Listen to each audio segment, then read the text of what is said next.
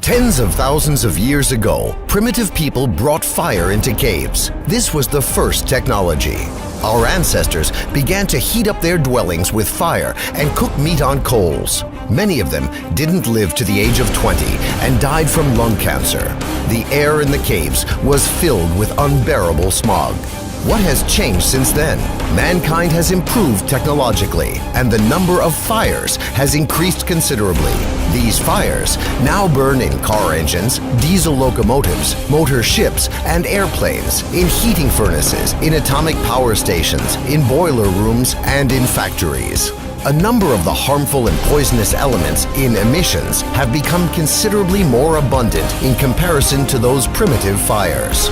Thanks to surface and air transportation, we are breathing air, drinking water, and eating food products that contain a bit less than half of the components of the periodic table of elements: nitric oxide, carbon, sulfur, aldehyde, benzopyrene, soot, mercury, arsenic, lead, chlorine, polynuclear hydrocarbon, and radioactive isotopes. The list of these scary names can go on forever. It is precisely this atmospheric cocktail that we get whenever we go to the park to breathe the fresh air. The increasing number of motor vehicles has caused the concentration of these harmful substances to become lethal. There's also no point in forgetting about aviation. Each launch of a heavy rocket, as well as every flight of a multi-engined aircraft, creates a hole in the ozone layer that is comparable in size with the area of a European country. By the end of the century, transportation will have the capability of killing more than 150 million people in accidents and disasters and causing over 1.5 billion people to become invalids and cripples. How to avoid making this monstrous sacrifice? How to keep our planet green and not ash gray? Ride horses? Walk? Hey, Marty McFly, could you lend us, the planet's current inhabitants, 7 billion hoverboards from your past future? Indeed, effective transport has already been developed by the scientist Anatoly Yunitsky. This genius of an engineer invented the ideal transport in every sense of the word. It's called the Rail Skyway. More than 30 years and several hundreds of millions of dollars have already been invested in order to bring Yunitsky's project to life. What do you envision to be the transport of the future? Just imagine a lightweight train or a sports car with steel wheels, which is situated on open-work elevated rails. Inside the rails, tensioned wires are stretched with the strength of hundreds of tons.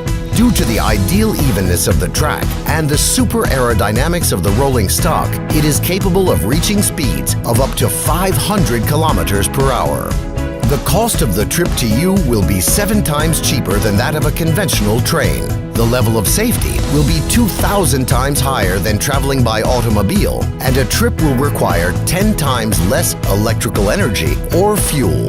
And that's not the whole story. The tensioned wire rails are mounted onto lightweight but exceptionally durable supports that make it possible to save the layer of fertile soil, which is currently located under highways and railways, from destruction, an area 4 times greater in size than the total territory of Great Britain.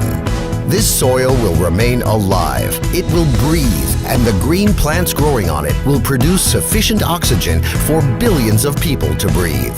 In order to implement this form of transport all around the world, it must be compared with equivalent amounts that have already been spent, which today is approximately the same cost as 2 or 3 football players or 1 or 2 paintings by not even the most famous of impressionists. And it is possible to make this a reality with only public funding. This is precisely the type of transport that is needed by you and me, and only we can cause this project to become a reality. Become a co-investor of the public transport future. Invest in the future of your planet. Find out more at www.rsw-systems.com.